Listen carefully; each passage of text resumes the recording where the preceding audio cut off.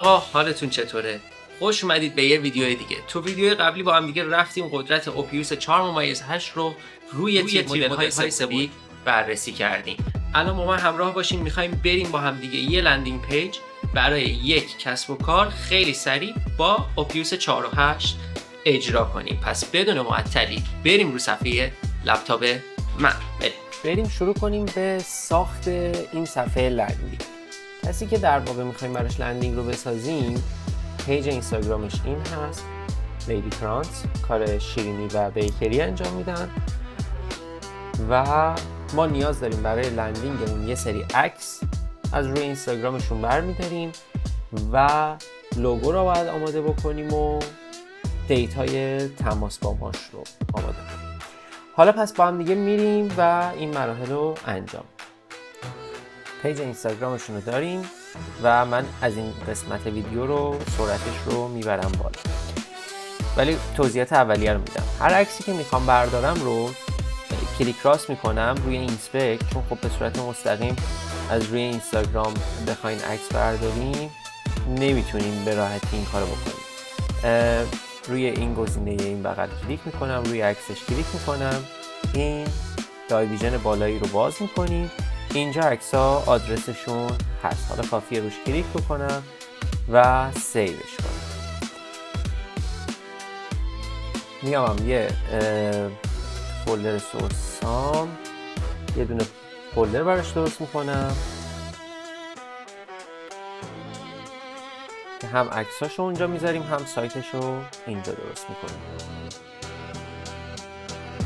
یه گالری براش میخوایم بذاریم و این پروسه رو به همین شکل ادامه میدیم.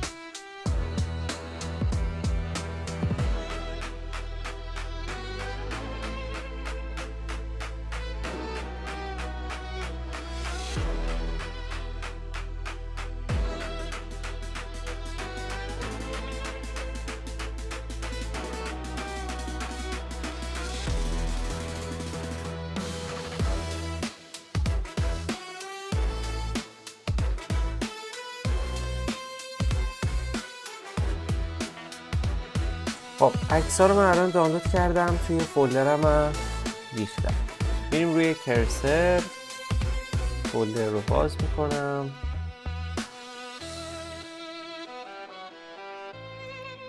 این فولدر پروژه.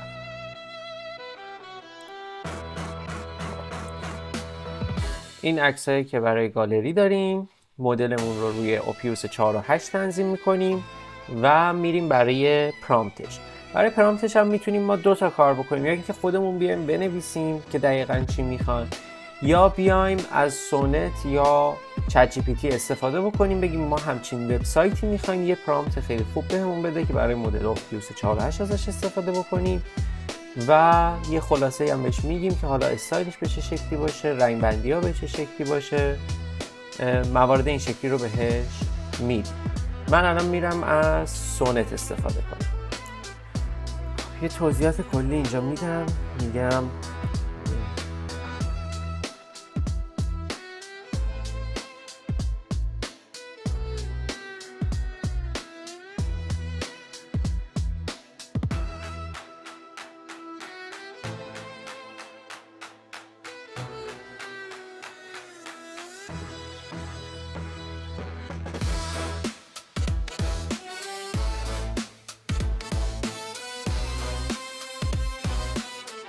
رو آماده کرد. فقط من یادم رفتی براش بنویسم که توی فولدر گالری هم عکسای گالری رو داریم. پرامپت رو حالا میخوایم بریم به مدل اوپیوس 4.8 بدیم که قدرت این اعجوبه رو بسنجیم.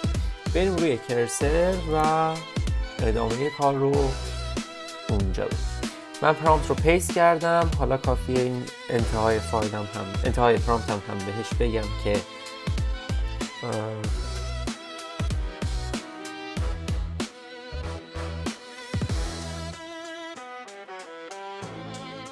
همینجا کافی. خب میزنیم و من ویدیو رو پاز میکنم تا کارهاش رو انجام. اومد تو دو لیست رو درست کرد و شروع به طراحی سایت.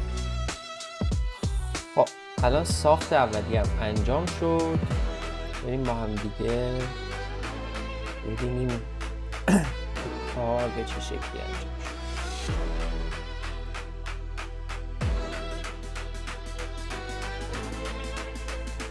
خب این از کار فاینال که انجام بده آیکون های خیلی خوبی طراحی کرده، رنگ بندی عالیه، کیفیت کار واقعا فوق العاده است. لینک ها رو قرار داده، خودش آی فریمه، حتی گوگل مپ رو هم اومد گذاشته به آدرس اون.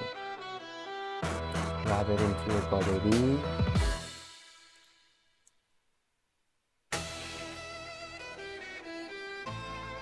لایت باکس هم داشته،